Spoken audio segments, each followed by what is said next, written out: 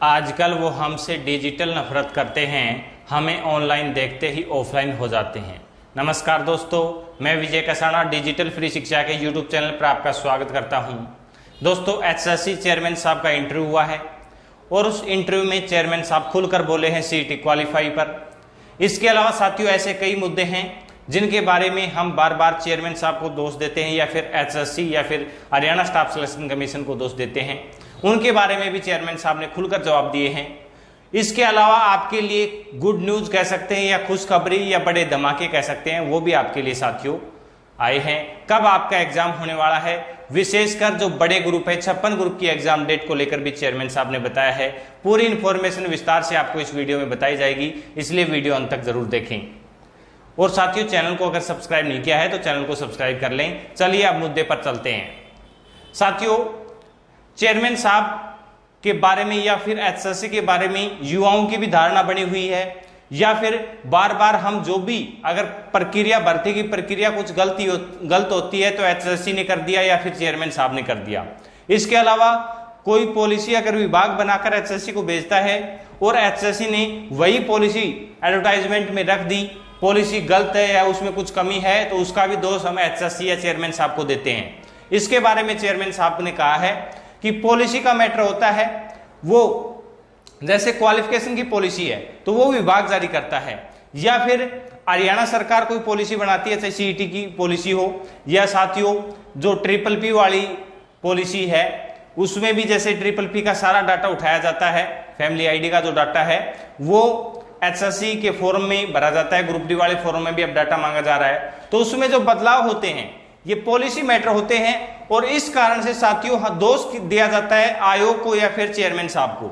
लेकिन matter policy का है, डिसीजन सरकार को लेना है, यानी कि इनका कोई रोल भी नहीं है। इनका रोल ये है, ये एक एजेंसी आयोग है जो कि आगे से जो भी पॉलिसी बना के आएगी उसी पॉलिसी के ऊपर इनको कार्य करना रहता है, यानी कि इनकी मजबूरियां हैं कार्य करने की, लेकिन दोष सबसे ज्यादा इनको मिलता है कि इन्होंने गलत किया है या इनके कारण से भर्ती अटकी हुई है। अब साथियों, सीईटी क्वालिफाई के ऊपर भी चेयरमैन साहब ने एक बड़ा खुलासा भी हम कह सकते हैं इसको, क्योंकि बार बार सीईटी क्वालिफाई को लेकर मुद्दे उठाए जा रहे हैं कि सीईटी क्वालिफाई होना चाहिए, क्वालिफाई होना चाहिए। और अब तक की चेयरमैन साहब ने जब जब सीईटी क्वालिफाई का मैटर उनके समक्ष उठाया गया तब तक उन्होंने कहा कि पॉलिसी मैटर है, हम इसमें कुछ नहीं कर सकते, सरकार का जैसा आदेश आएगा हम वो मानने के लिए बाध्य हैं।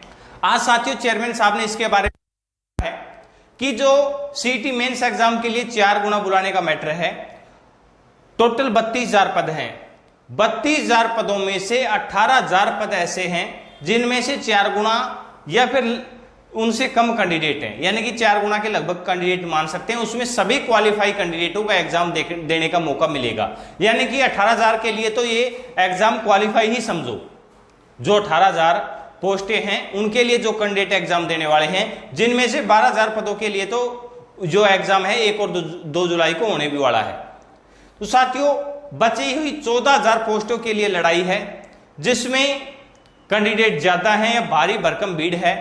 तो उस भीड़ में कैंडिडेटों की डिमांड है कि सीईटी क्वालिफाई की जाए। चेयरमैन साहब ने तो यहां तक कह दिया कि जिस मंच के ऊपर हमें ये बातें उठानी चाहिए उस मंच के ऊपर हमने बातें उठाई भी हैं कि आप सीईटी को क्वालिफाई क्यों नहीं कर देते।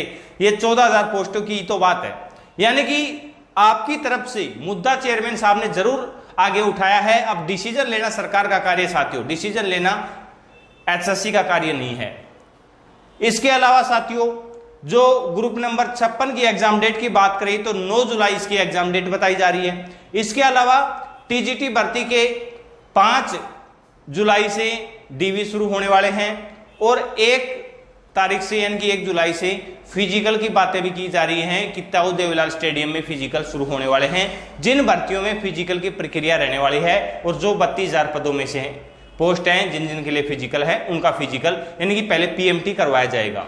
और साथियों जो 4 गुना बुलाने का प्रोसेस की बात की जाए तो उन्होंने कहा है कि हम पोस्ट वाइज, कैटेगरी वाइज और ग्रुप वाइज सभी तरफ से देखेंगे, जिसमें ज्यादा कैंडिडेट बुलाए जा सकते हैं उस हिसाब से बुलाए जाएंगे। और जैसे 1 और 2 जुलाई को जो एग्जाम है उसका 28 को एडमिट कार्ड जारी होगा, तो सभी जगह यानी कि आपके ईमेल पर, आपके मोबाइल नंबर पर मैसेज भेजा जाएगा कि आप अपना एडमिट कार्ड है वो डाउनलोड कर सकते हैं।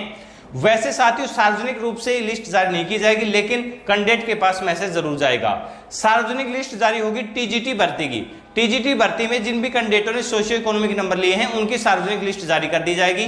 1-2 दिन के अंदर वो लिस्ट देखने को मिल सकती है। 5 से डीवी होगा तो उसके पहले रिजल्ट भी जारी कर दिया जाएगा। ये भर्ती जो टीजीटी भर्ती है ये कंप्लीट करने की बात करें तो 15 अगस्त तक का समय चेयरमैन साहब ने दिया है कि 15 अगस्त तक ये भर्ती कंप्लीट कर ली जाएगी। एक साथियों सोशियो इकोनॉमिक क्राइटेरिया के नंबर को लेकर जो कैंडिडेट HKRN यानी कि हरियाणा कौशल रोजगार निगम के तहत लग चुके हैं उनको 5 नंबर दिए जाएंगे नहीं दिए जाएंगे, तो इसके बारे में चेयरमैन साहब ने कहा है कि जो गवर्नमेंट जॉब के ऊपर है उसी को नहीं दिए जाते। ये तो गवर्नमेंट जॉब नहीं है, इसलिए जो कैंडिडेट हरियाणा कौशल रोजगार निगम के तहत लगे हुए हैं इन कैंडिडेटों को 5 नंबर सोशियो इकोनॉमिक के क्राइटेरिया के जो भी 2.5 नंबर या 5 नंबर जो भी हैं वो दिए जाएंगे।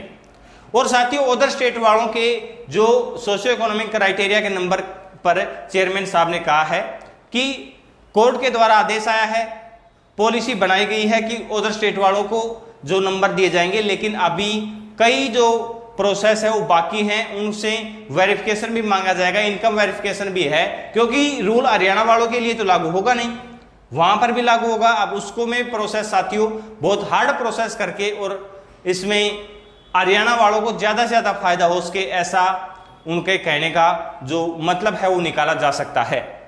एक साथियों बार बार मुद्दा उठाया जाता है कि एसएससी के द्वारा एग्जाम डेट दी जाती है, जैसे 24 और 25 को दी गई थी, उसके बाद एग्जाम डेट को आगे बढ़ा दिया जाता है। इसके बारे में चेयरमैन साहब ने कहा है कि अब हम 1 और 2 जुलाई को एग्जाम ले रहे हैं, तो उसके ऊपर भी काफी कैंडिडेटों के ऑब्जेक्शन आ रहे हैं कि मेरा VLDA का चंडीगढ़ का एग्जाम है या किसी का UPSC का एग्जाम है, किसी का कहीं एग्जाम है।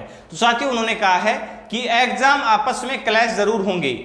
ये हमने एग्जाम डेट आगे इसलिए बढ़ाई थी कि हरियाणा की ही दूसरी संस्था का यानी कि HPSC का एग्जाम था, इस कारण से हमें बढ़ानी पड़ी, वरना साथियों सेंट्रल गवर्नमेंट के या उधर स्टेट के कहीं ना कहीं एग्जाम तो होते रहते हैं। अगर ऐसे इंतजार किया जाएगा तो फिर हरियाणा की भर्ती पूरी ही नहीं हो पाएंगी, क्योंकि एग्जाम फिर कब लिया जाएगा?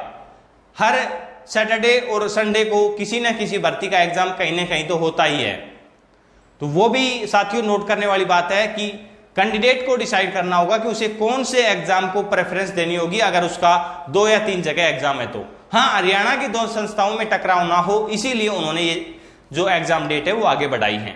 और जुलाई महीने के हर सैटरडे संडे को एग्जाम एसएससी लेने वाली है, ये भी घोषणा चेयरमैन साहब ने की है। इसके अलावा आपका क्या डाउट है, क्या क्वेश्चन है, आप कमेंट सेक्शन में पूछ सकते हैं। आपके कमेंट का जवाब लेने की कोशिश की जाएगी। ऐसे ही बेहतर अपडेट के लिए चैनल के साथ बने रहें। अपना कीमती समय देने के लिए बहुत बहुत धन्यवाद। मिलते हैं नेक्स्ट वीडियो में। जय हिंद।